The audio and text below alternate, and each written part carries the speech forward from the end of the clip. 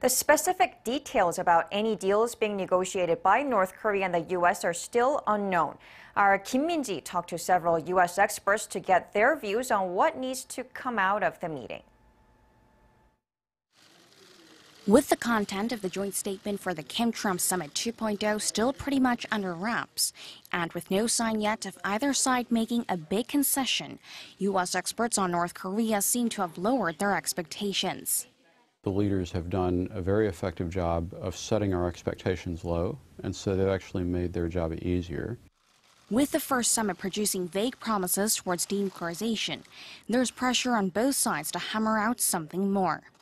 U.S. hardliners have long called for an all-or-nothing deal, and if the summit does not bear fruit, President Trump is expected to face criticism back at home, especially from the Democrat-led House.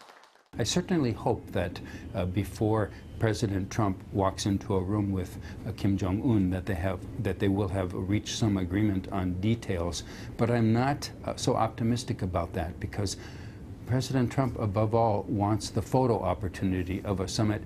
Then what's the bare minimum that needs to come out of these talks?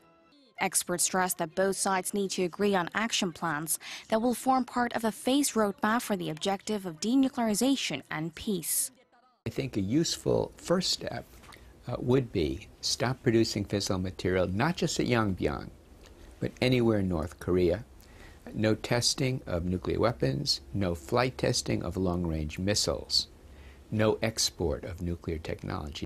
But some optimists on the current situation call for more on Washington's part, raising the need for action to speed up the denuclearization process.